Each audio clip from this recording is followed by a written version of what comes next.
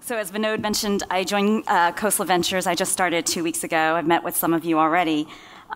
It's been really exciting. So I have built user experience teams from scratch. I've worked at startups. I've also run 250-person large organizations inside Yahoo and Google. So I'd love to share with you today my thoughts on design, why it's important, how I think about it, and how to get there. Okay. So let's see. Okay. Today, design is as important as technology. Whoa. Okay. I was meeting with a startup in our portfolio last week, and one of the principal architects asked me, why is design suddenly so important? Like, why is it more important now than ever before? So to answer that, I'd like to walk us through the evolution of automobile design. When the Model T first came out, the focus was getting the technology right. We labored over getting cars from point A to point B and laying infrastructure down in order to support our automobile networks. And back then, consumers didn't have much choice. You could have a car in black, black, or black in this model only. And as technology and infrastructure then became good enough, design then became the differentiator. It wasn't enough for cars to be fast, but they also had to look fast, or expensive, or powerful. Powerful. And similarly, in the early days of the internet, I'm going to go back here, the major challenges of the day were focused on getting data, packets, moving from point A to point B, and across proxies and servers and operating systems. And technology was so expensive that it required a lot of capital to get a company built, and technology wasn't even widely in the hands of consumers. And so now we've reached a stage where technology is now good enough. We actually have an abundance of technology. We have sensors and chips where we need them, when we need them. We have computing power in the device and in the cloud. We have storage that allows us to save every moment of our lives in high definition. And bandwidth is now fast enough so that the internet just feels like it works.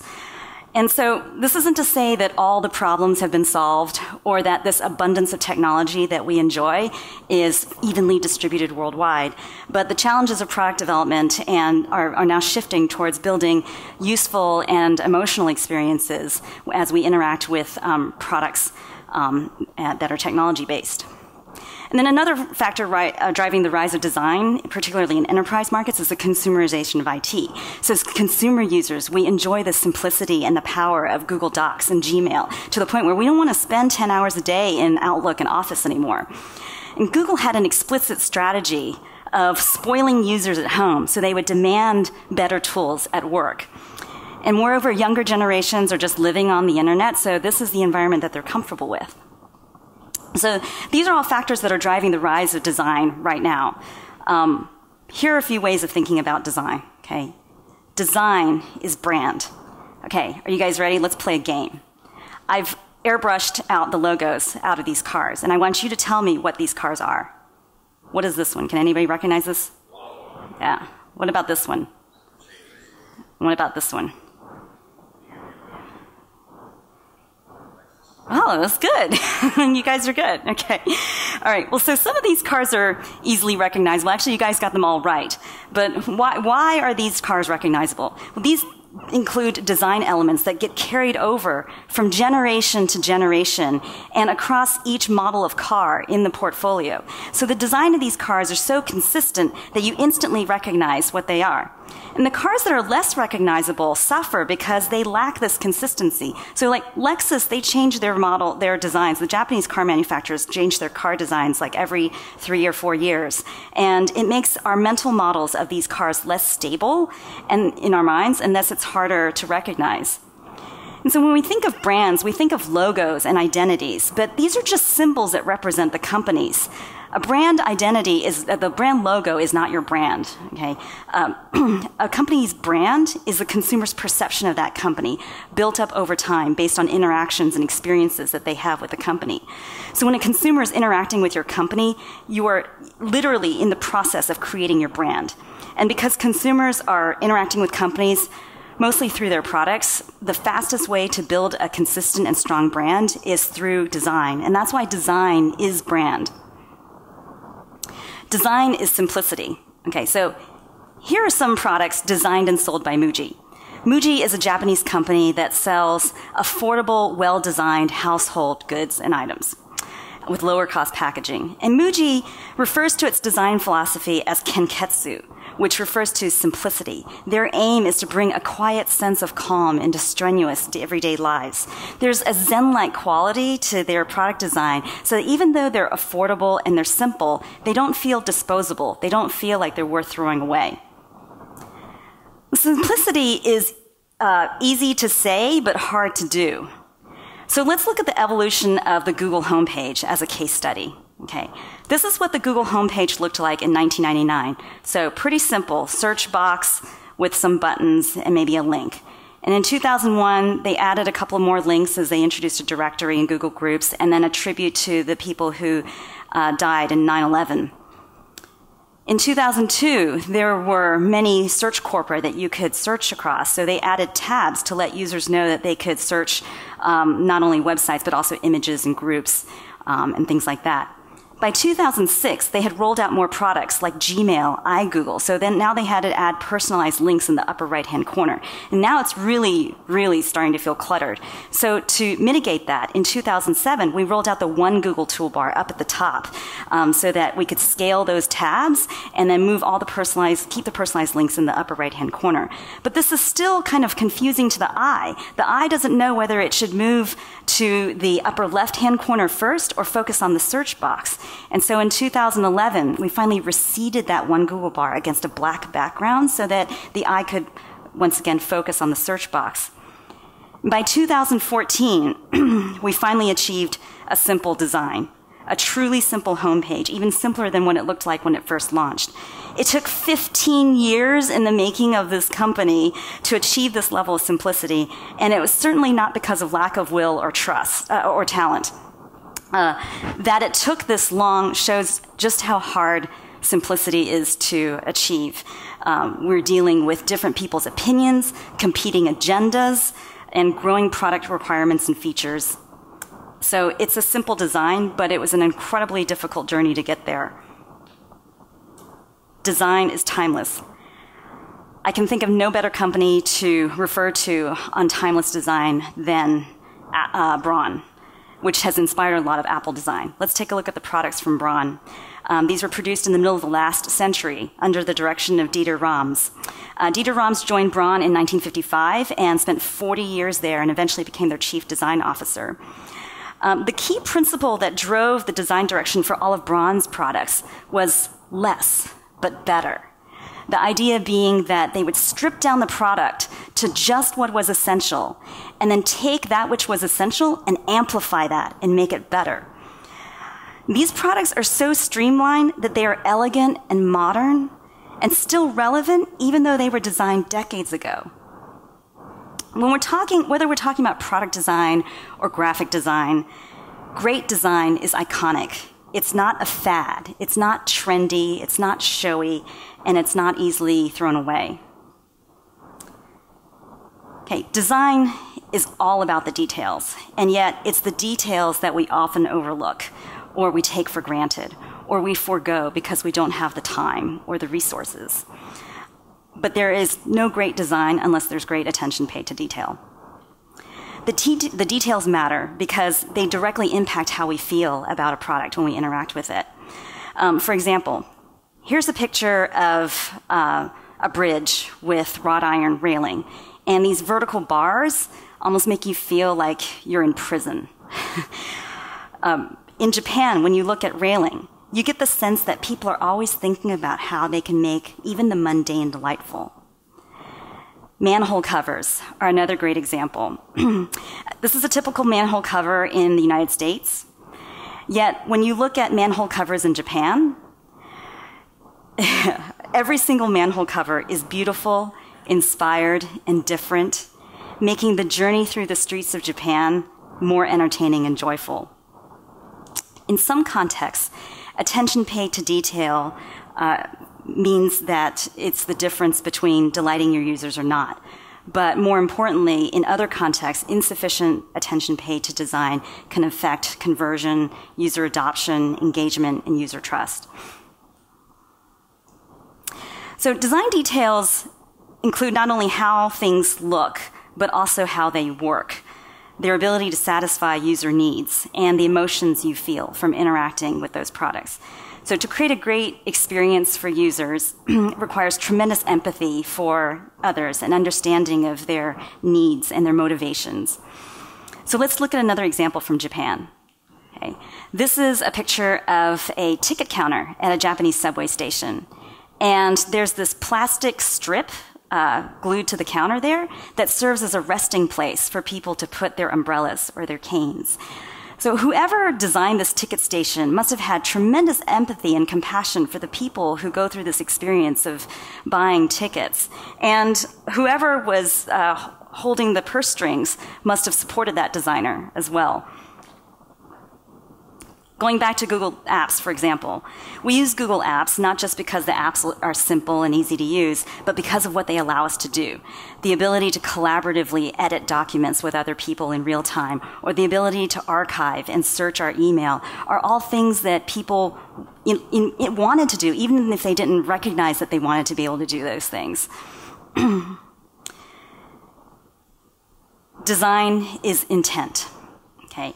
There was a study across 160 websites that looked at the impact of latency on the user experience. And just a 1-second delay across these 160 websites resulted in 7% fewer conversions, 11% fewer page views, and a 16% decrease in customer satisfaction. So Google really took this insight to heart, and I won't share with you the internal numbers around what we learned about latency and the impact of the user experience there. But for example, while Braun had their main design principle was less but better, and Muji adopted the design principle of Kenketsu and aimed to bring calm into people's lives, Google's main design principle has always been fast. Okay, this principle informed every design decision that we made at Google.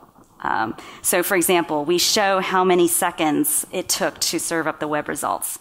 We have a very uncluttered interface so that people can focus directly on the results as quickly as possible. And we know from human interface research that black text against a white background is the easiest to read for people, the fastest way to process information, thereby giving people quicker access to the information that they're looking for. But while the insight that latency matters was very much a design insight, the commitment to speed went beyond the design team's purview. So, for example, this value permeated throughout the company, from billions of dollars of capital outlay to create infrastructure to make our web search faster, to company-wide OKRs that instrumented everything that we did in order to direct our activities towards making Google faster. This aspect of user experience could not have been achieved without a company-wide commitment, and it was not something that the design team alone could have done.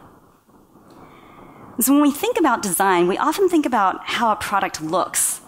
And as makers of technology, we might understand more deeply that design is not just about how a product looks, but also how it behaves. What are the components that go into this? And how do the pieces fit together so that you can move people through a site? But all of that cascades from the company's strategy, their values, their principles, the scope of the problems that they want to take on. So all of that manifests in the design. And just as a person's posture can kind of reflect one's inner state, the product design can reflect the state of your company. I've seen organizational charts, political agendas, power struggles manifest themselves through design. I've seen lack of strategy, lack of values, lack of principles, or those which are not clearly articulated, or maybe a lack of point of view manifest themselves through design. And you need to think about design from the inside out. You can't fix your design without fixing these deep issues within your company. And this is why every CEO is a designer, whether they recognize it or not. If your expectation is that your design team can work around these problems or patch over your company's issues around organizational design or power struggles or agendas, or lack of a coherent strategy or articulated values, principles, or point of view, then you're missing your responsibility in making design great in your company. So I'm a fan of 80s alternative music, and while preparing for this talk, I was reminded of this song from one of my favorite bands, Love and Rockets. It's a song called No New Tale to Tell. There's a phrase in this song. I won't sing it. We'll have Andrew sing it later. But it says, when you cannot go against nature, because when you do go against nature, that's part of nature too. And I think this is a really interesting way of thinking about design too.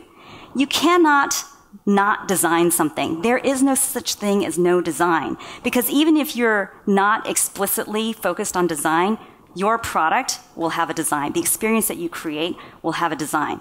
So in effect, there's only careless design or thoughtful design. So choose thoughtful design. Okay. All right. Thank you.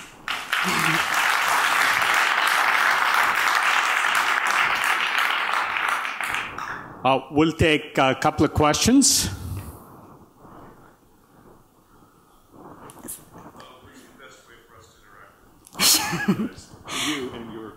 Yeah. What's the best way to interact with me? You can email me. Actually, my email was on that list. It's irene.ao@gmail.com. Or you can contact, whoever your partner is that you work most closely with, and use that. Work through them to get in touch with me. Do you have obviously you can't do our design for us, so do you have a thought on how we leverage you in Yeah. organizations?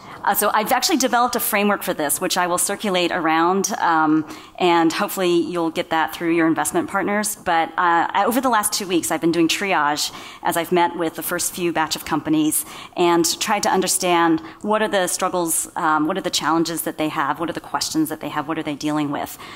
There are some common patterns, which is nice because that suggests that there might be a way to scale my efforts. There's a pretty common pattern to what the needs are, which means that I can translate that directly into a common set of activities that I can do. And there may be also prerequisites or requirements that I might have. So in order for me to help you, I'm going to need certain things from you. So this is something that I plan to share with everybody. I think some percentage of my effort will be devoted to figuring out how can I create and share best practices with everybody so that all the companies in the portfolio can benefit from what I have to offer.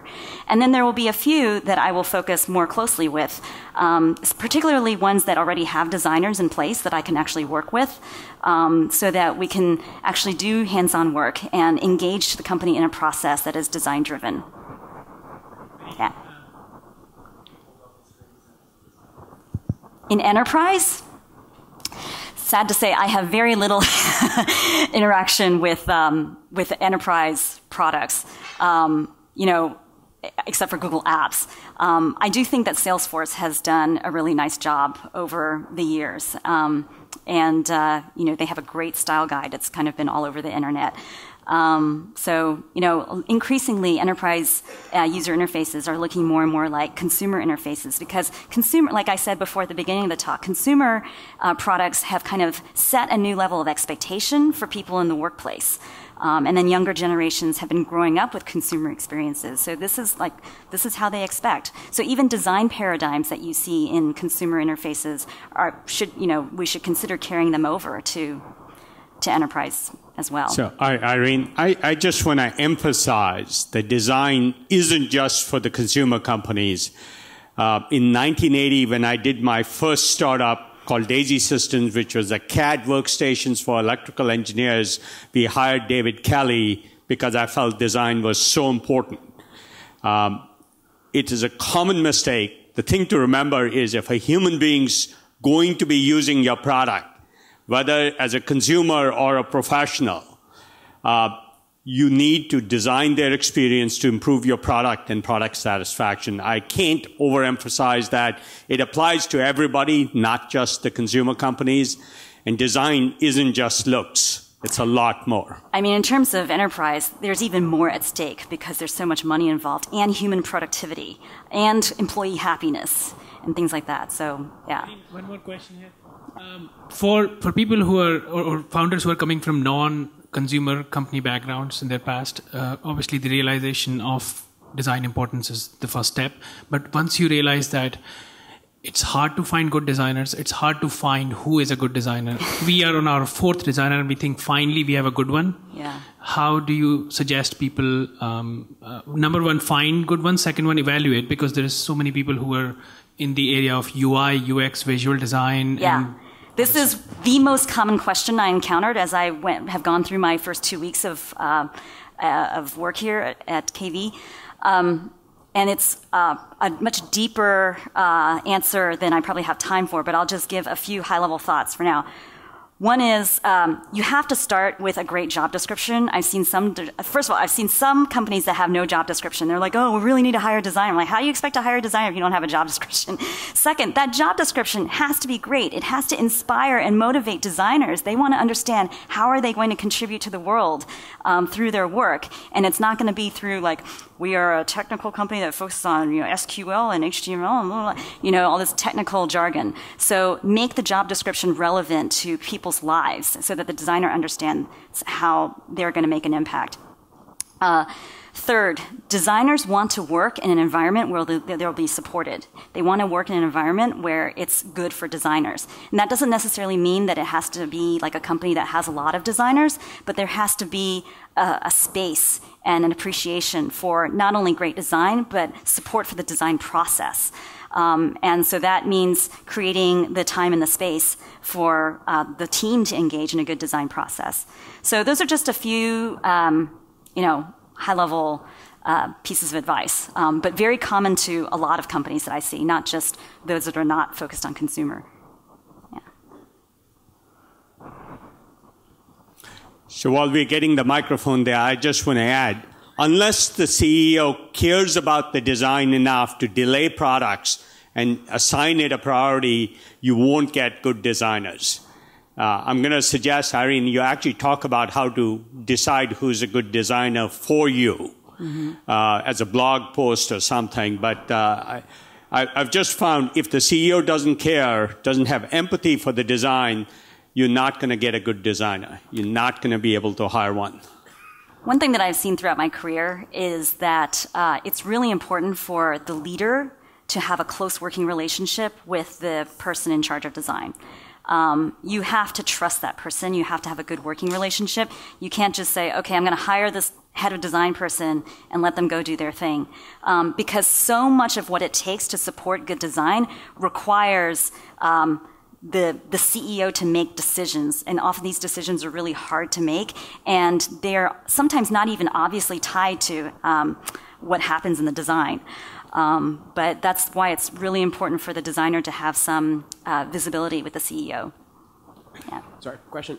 So once you do actually hire the good designers, the hard problem is actually managing them, because what we find is they're the most sort of creative, emotional people in your product team. Which is good. They're not all that bad. Which is great. And they bring that sort of sense of sensitivity to your product, but it's also very different from the way you think about engineering timelines and so on. And I've spoken to a lot of CEOs. It's actually a very common challenge, even at the highest levels, even with the best designers. Do you have advice on how that's been done really well in organizations where engineering and product timelines and things that are really important? It's funny because in my first couple of weeks at Google, one of the most senior engineers on search asked me, he had come from Amazon. He's like, are there any designers that are happy? Because all the ones that I knew were just always frustrated and grumpy. And I'll tell you, a lot of them are frustrated and grumpy because they don't feel like they have support. And they don't feel like they have the space to do good work. And so I think the best thing you can do as a CEO is to spend time with your designer and find out how you can support them. Thanks, Irene. Okay.